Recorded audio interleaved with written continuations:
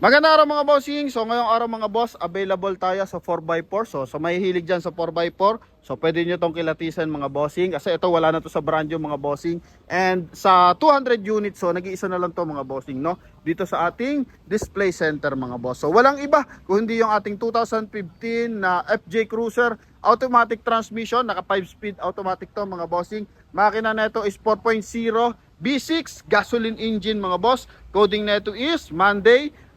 Mileage nito mga bossing 37,000 km. So ito yung kanyang front area. So mapapansin mo kulay white, kulay black and kulay silver yung naglalarong kulay dito sa kanyang front area mga bossing. Naka LED light, naka separate yung kanyang turn signal sa kanyang headlight mga bossing.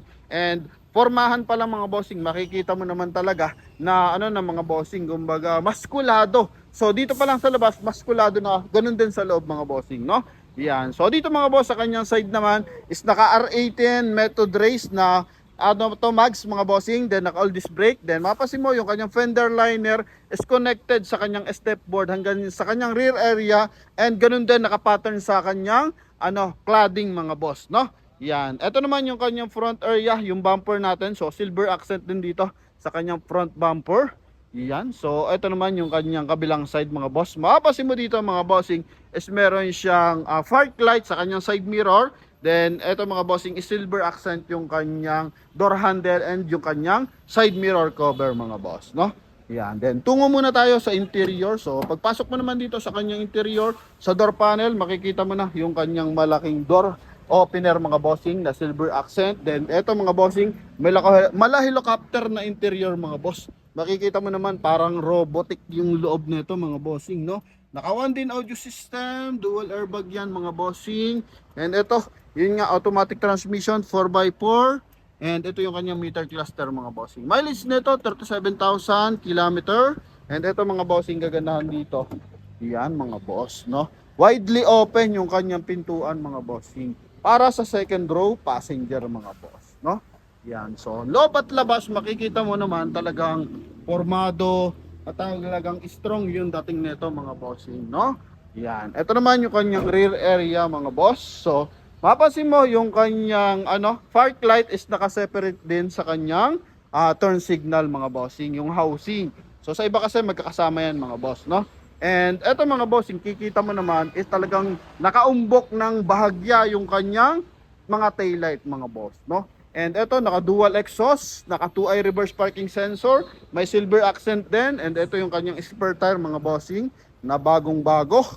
Yan. So ito naman mga boss yung kanyang compartment. Okay, luggage compartment mga bossing. So nagpo-fold yan. Okay, if ever na magsasakay pa tayo ng ibang gamit and hindi tayo magsasakay ng pasahero sa second row, so napa-flat yan mga bossing. Nagpa-flat bed yan. Then ito mga boss is meron siyang spoiler mga bossing. Okay, ito yung kanyang kabilang side. Napakaganda ng kanyang fender liner mga boss, no? Yan. So original design yan sa ating FJ Cruiser. Kaya papansin mo, talaga namang anggara. Wala tayong masasabi dito mga bossing, no? Yan. Ito yung kanyang kabilang side mga boss. Okay. 2015 model pero sobrang gara pa nito mga boss. Yan. Ito naman yung kanyang front area. All disc brake mga boss, no? Yan. R18 and 95% tread life. Idol, pasuyo ako ng engine bay. Pasuyin natin yung ating engine bay mga boss. Okay. So napakagara ng kanyang mukha mga bossing.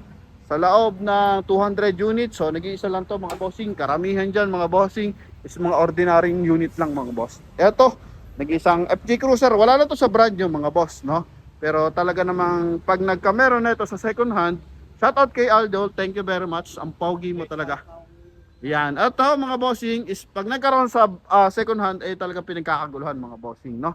Yan. B6 yung kanyang makina mga bossing. Mapansin mo. Kala mo dalawa yung kanyang so dalawa talaga yung kanyang cylinder head mga boss. And ito yung kanyang hood mga bossing, no?